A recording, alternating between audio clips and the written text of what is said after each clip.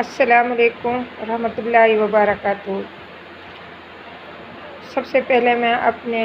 Channel Asadullah میں آنے کی خوش آمدید اور میں عرض کرتی ہوں آپ تمام سے بہنوں بھائیوں اور میرے پیاروں عزیزوں دینی اسلامی بھائیوں بہنوں، آپ میرے چینل کو سبسکرائب کریں اور بیل کے بٹن کو دبائیں اور مجھے کمنٹ کریں، اور یہ لازمی کرنا میرے چینل کو سبسکرائب ضرور کرنا۔ بہت بہت شکریہ، ایک اسلام کے ناطے سے، ایک دین کے ناطے سے، اور ایک ثواب سمجھ کر اس کو ضرور کرنا سبسکرائب۔ نحمدہ و نصلی علی رسولہ الکریم، اما بعد، فاعوذ باللہ من الشیطان الرجیم، بسم اللہ الرحمن الرحیم۔ سورہ بقرہ رکوع نمبر 15 اور آیت نمبر 131 سے اگلی آیت 132 سے 133 تک۔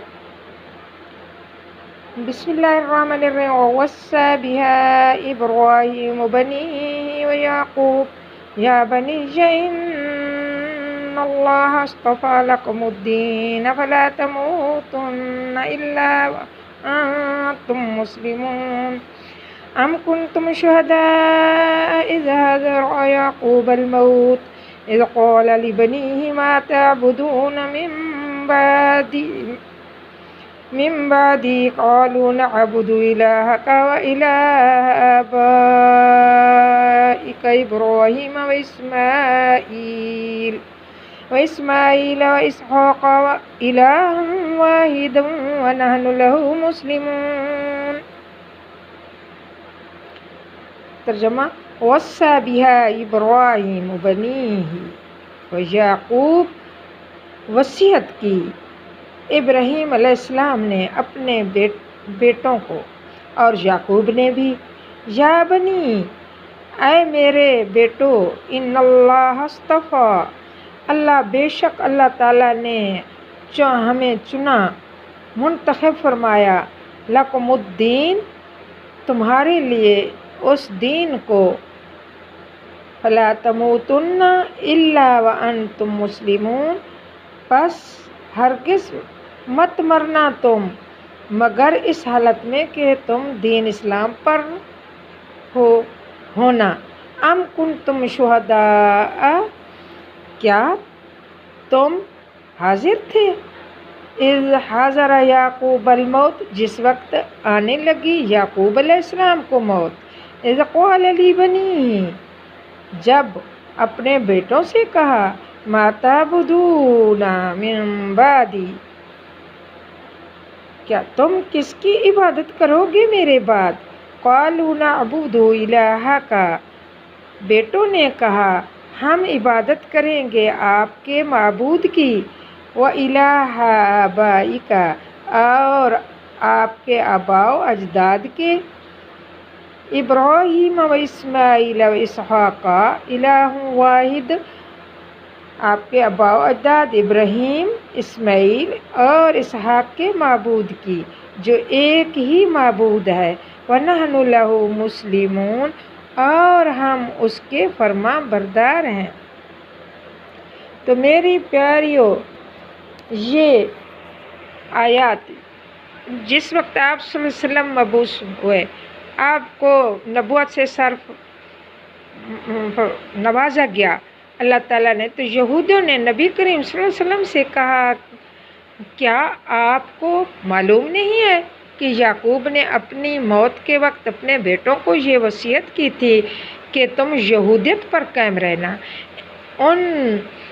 اس کے جواب میں اللہ تبارک و تعالیٰ ان کی بات کی تردید میں آیت بالا کو نازل فرمایا، اس آیت کو نازل فرمایا کہ اس میں کہا کہ تم لوگ حضرت یعقوب علیہ السلام کی طرف سے یہ بات کیسے منسوب کرتے ہو، کہ ان کے موت کے وقت یہودیت کی وصیت کی تھی؟ کیا انہوں نے یہودیت کی وصیت کی تھی؟ کیا تم ان کی موت کے وقت ان کے پاس موجود تھے؟ ان کی موت کے سینکڑوں سال کے بعد تو حضرت موسیٰ علیہ السلام کی بعثت ہوئی، جن کے دین کو تم یہودیت سے تعبیر کرتے ہو۔ پھر حضرت موسیٰ علیہ السلام کی وفات کو بھی صدیاں گزر گئیں۔ اب تم یہ کہہ رہے ہو کہ یعقوب علیہ السلام نے یہودیت کی وصیت کی تھی۔ تمہارے پاس تمہارے دعوے کی کوئی نہ دلیل ہے نہ کوئی گواہ ہے، اور یہودیت ان کے زمانے میں تھی بھی نہیں۔ پھر انہوں نے بیٹوں کو کیسے اس کی وصیت کی؟ انہوں نے تو توحید کی وصیت کی، جس پر ملت ابراہیمی مشتمل ہے اور جو ملت ابراہیمی کا رکن اعظم ہے۔ ان کے بیٹے سراپا مطیع اور فرما بردار تھے، اور توحید خالص ان کا دین تھا۔ جب انہوں نے بیٹوں سے پوچھا کہ میرے بعد کس کی عبادت کرو گے، تو ان سب نے جواب میں کہا کہ ہم اسی ذات پاک کی عبادت کریں گے جو آپ کے معبود برحق ہیں اور آپ کے باپ دادا یعنی ابراہیم اور اسماعیل اور اسحاق علیہ السلام کا معبود ہے اکیلا، اور معبود صرف وہی ایک ہی ہے، اس کے علاوہ کوئی معبود نہیں، اور ہم اس کے فرما بردار ہیں اور اطاعت گزار ہیں، اور ہم اسی دین پر رہیں گے اور مریں گے۔ اصل میں در حقیقت پیاریوں، جب عصبیت جاہلیت کسی فرد یا قوم یا جماعت کے دلوں میں جگہ پکڑ لے تو حق اور ناحق کی تمیز ختم ہو جاتی ہے، اور ایسے لوگ صرف اپنے نفسانی عقائد اور اعمال کے پیچھے چلتے رہتے ہیں، تدبر اور تفکر سے محروم ہو جاتے ہیں۔ کہاں ابراہیم علیہ السلام اور اسماعیل اور اسحاق علیہ السلام کا دین جو توحید الہی پر مشتمل تھا اور جس میں سراپا خداوند قدوس کی فرما برداری تھی، اور کہاں یہودیوں کا وہ دین جس پر وہ خاتم النبیین صلی اللہ علیہ وسلم کے زمانے میں تھے، جس میں یہودیوں نے تو ان کا دین تو یہی انہوں نے بنا رکھا تھا، جس میں حضرت عزیر علیہ السلام کے بارے میں ابن اللہ ہونے کا عقیدہ بنا لیا، اور یہودیوں نے جس میں حق کا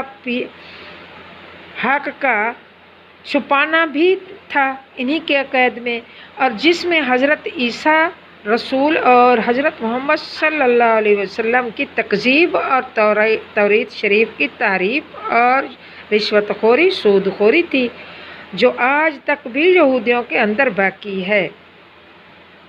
تو اس بات سے ثابت ہوتا ہے، اللہ تعالیٰ نے ثابت کر دیا اس آیات میں کہ وہ کیا تھے، انہوں نے کیا کہا، قَالُوا نَعْبُدُ إِلَٰهَكَ وَإِلَٰهَ آبَائِكَ ابراہیم و اسماعیل و اسحاق الہ واحد وَنَحْنُ لَهُ مُسْلِمُونَ، کہ ہم تو بندگی کریں گے آپ کے معبود کی اور آپ کے آباء و اجداد کے معبود کی، جو آباء و اجداد ابراہیم اسماعیل اسحاق ہیں، اور ان کا معبود کیا تھا، واحد تھا، صرف ہی اکیلا تھا، اور ہم اسی کے فرما بردار رہیں گے۔ تو حضرت ابراہیم علیہ السلام کے ایک بیٹے اسماعیل اور دوسرے بیٹے اسحاق تھے، اور یعقوب اسحاق کے بیٹے تھے،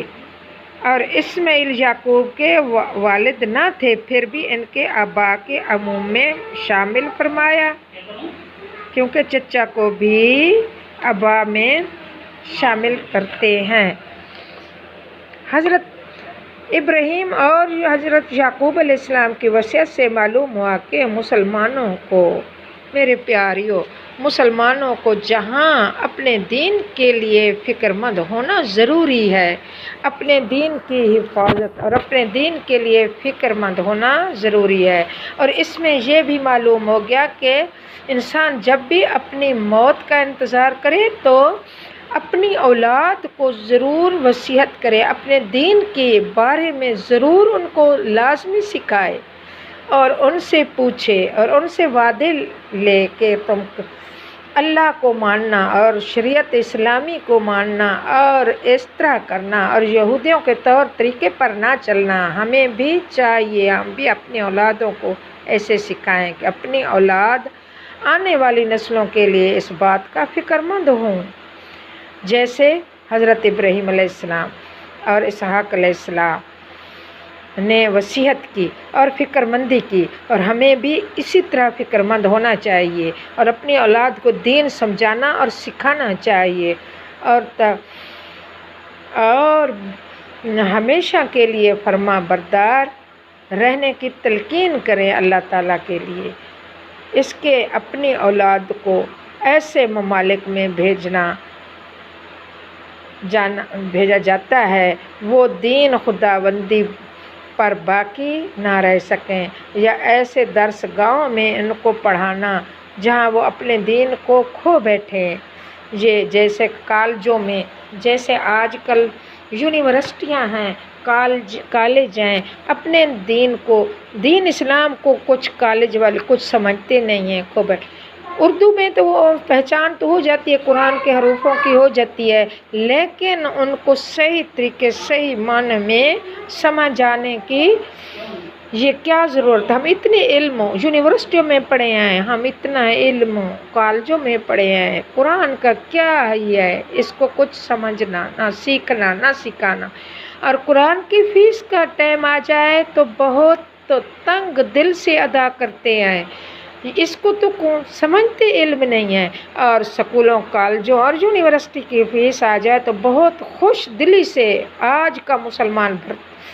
ادا کرتا ہے، اور اس دین کی فیس اس علماء کو دینے کا، علماء پر خرچ کرنے کا، علماء دین پر اور درسوں پر دینے کا ان کا دل نہیں کرتا آج کے مسلمان کا۔ تو دیکھیں خدا را ان چیزوں سے بھی بچیں، اور یہی علم تو یہی ہے اصل میں، یہی ساتھ تو ہمارے قبر میں اسی نے جانا ہے، ہم کو چھڑانا تو اسی نے ہے، اسی قرآن نے، اسی علم میں، اس کو سیکھو اور اس کو سکھاؤ۔ پیارے آقا صلی اللہ علیہ وسلم نے فرمایا، پیچھے احادیث میں پڑھا کہ آپ قرآن پاک کا آپ نے فرمایا قرآن پاک کا پڑھنا ثواب، سننا ثواب، پڑھانا ثواب۔ تو ایسے ثواب کو سمجھ کر اس کی قرآن پاک کا کوئی ہی اجرت نہیں دے سکتا، لیکن بھی قرآن پاک کی پاری فیس مانگے گھر پر آئے پڑھانے کے لیے تو بہت مشکل وقت ہو جاتا ہے ان کے لیے یہ فیس ادا کرنے کا، اور کالجوں میں بہت خوشی دیں گے اور ادھر کے فیس کو تنگ دلی سے۔